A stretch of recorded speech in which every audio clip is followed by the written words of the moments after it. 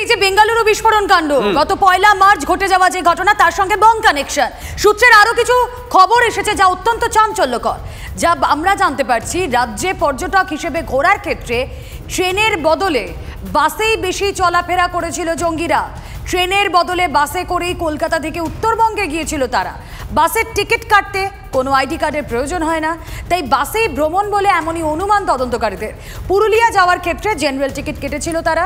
সামনে এসেছে এমনই সব চাঞ্চল্যকর তথ্য। আরও কি জানতে পারছি আমরা আমাদের প্রতিনিধির সঙ্গে কথা বলবো, তবে তার আগে জানিয়ে রাখি, ধৃতরা ভুয়ো আইডি কার্ড বানালেও তা ব্যবহারের ক্ষেত্রে সচেতন ছিল এমনটাই মনে করছেন তদন্তকারীরা।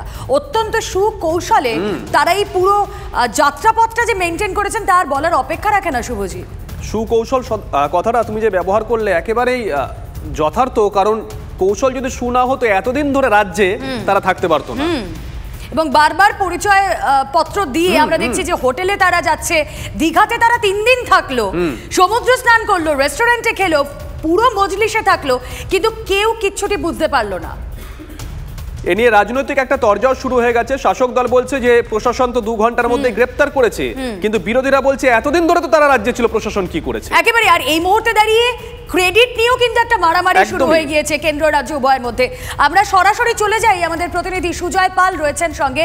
সুজয়, রাজ্যে পর্যটক হিসেবে তারা যে ঘুরেছিল এই তথ্য প্রমাণ তো এসেছে, কিন্তু আমরা জানতে পারছিলাম, আমরা অনুমানও করছিলাম, তদন্তকারীরাও ভাবছিলেন হয়তো ট্রেনে, কিন্তু ট্রেনে কি করে তাদের আইডি কার্ড দেখিয়ে যাওয়া সম্ভব, এই প্রশ্ন উঠে যাচ্ছিল।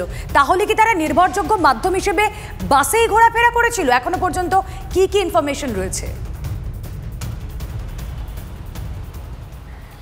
দেখো, এখনো পর্যন্ত যেটা গোয়েন্দাদের সূত্র মারফত জানা যাচ্ছে যে কলকাতা থেকে যে তাদের দার্জিলিং যাওয়ার প্রমাণ পাওয়া যাচ্ছে, অর্থাৎ কলকাতা থেকে তারা যে শিলিগুড়ি এবং তারপর দার্জিলিং গিয়েছিল, এই মোড অফ ট্রান্সপোর্টটা তাদের ছিল বাস বা ক্যাব ভাড়া করা। এবং তদন্তকারীরা তাদেরকে জেরা করে যে তথ্য সামনে পাচ্ছেন যে এ রাজ্যে পর্যটক হিসেবে লুকিয়ে আসার পর বা নিজেদের নাম ভাড়িয়ে থাকার জন্যে তাদের কাছে তারা একটি ফেক আইডি কার্ড বানিয়েছিল, কিন্তু সেই আইডি কার্ড ব্যবহারের ক্ষেত্রেও তারা যথেষ্ট সতর্ক ছিল। যেহেতু বাসে বা কোনো ক্যাব ভাড়া করে যেতে গেলে সেক্ষেত্রে আইডি কার্ড দেখানোর প্রয়োজন নেই। কলকাতা থেকে উত্তরবঙ্গ যাওয়ার ক্ষেত্রে যে সমস্ত দূরপাল্লার বাস রয়েছে সেখানে আইডি কার্ডের কোনো প্রয়োজন হয় না। সেক্ষেত্রে সেই ধরনের যাত্রারই কিন্তু তারা করেছিল, সেই তথ্য পাচ্ছেন। এমনকি তারা পুরুলিয়াতে যে গিয়েছিল সেক্ষেত্রেও ট্রেনে যাওয়ার ক্ষেত্রে সারা জেনারেল প্যাসেঞ্জার বা সাধারণ টিকিট কেটেছিল যাতে, এবং সেই সাধারণ টিকিটের ক্ষেত্রেও কিন্তু কোথাও আইডি কার্ডের প্রয়োজন হয় না। অর্থাৎ তারা ভুয়ো আইডি কার্ড বানিয়েছিল ঠিকই, কিন্তু সেই আইডি কার্ড যাতে দেখাতে না হয় কিংবা যতটা কম দেখাতে হয় সে ব্যাপারে তারা যথেষ্ট সতর্ক ছিল। এবং শুধু এ রাজ্যে এসেই নয়, তারা ওই বিস্ফোরণের ঘটনার আগে এবং পরে তারা যেখানে যেখানে গিয়েছে বেশিরভাগ জায়গাতেই যে তারা বাসে গিয়েছে বা তাদের মোড অফ ট্রান্সপোর্টটা বেশিরভাগটাই সড়ক পথ, সেটাও কিন্তু এনআইএ তদন্তকারীরা পাচ্ছেন। ফলে শুধু ভিন রাজ্যে নয়, এ রাজ্যেও একই পন্থা তারা অবলম্বন করেছিল যে যতটা সম্ভব নিজেদেরকে নাম ভাড়িয়ে পরিচয় গোপন করে যতটা আড়ালে থাকা যায়, যতটা এক্সপোজ হতে না হয়, যতটা সামনে না আসতে হয়, সেই চেষ্টা তারা করেছিলেন।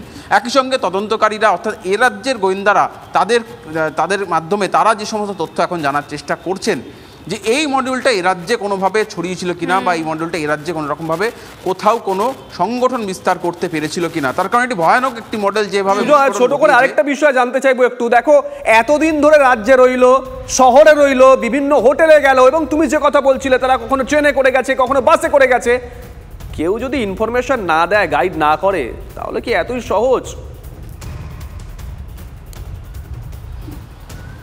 একেবারে সেই তৃতীয় ব্যক্তির কিন্তু খোঁজ করছেন তদন্তকারীরা, যে কেন এ রাজ্যে আসা, এ রাজ্যে এসে এক জায়গা থেকে আরেক জায়গায় যাওয়ার ক্ষেত্রে তারা কিসের মাধ্যম, কোন মাধ্যম ব্যবহার করেছিলেন, কোনো ব্যক্তিকে মাধ্যম হিসেবে ব্যবহার করেছিলেন নাকি সম্পূর্ণটাই একদম ডিজিটাল মাধ্যমকে ব্যবহার করেছিলেন যাতে নিজেদেরকে পর্যটক হিসেবে রাখা যায়। এখনও পর্যন্ত তাদের গতিবিধি সম্পর্কে গোয়েন্দারা যা জানতে পেরেছেন তার প্রত্যেকটাই কিন্তু পর্যটন স্থল। যদি তুমি দেখো কলকাতা দুটি জায়গায় অত্যন্ত সুকৌশলে তারা তাদের রুট ম্যাপটা রেডি করেছিলেন, তার বলার অপেক্ষা রাখে না। শুভজিৎ, আমরা এইসব ক্ষেত্রে দেখি যে উর্বর মস্তিষ্কদের আসলে এই মডিউলগুলোতে নেওয়া হয়। আমরা এর আগেও তার প্রমাণ পেয়েছি। সুজয়, তুমি আপডেট নিতে থাকো।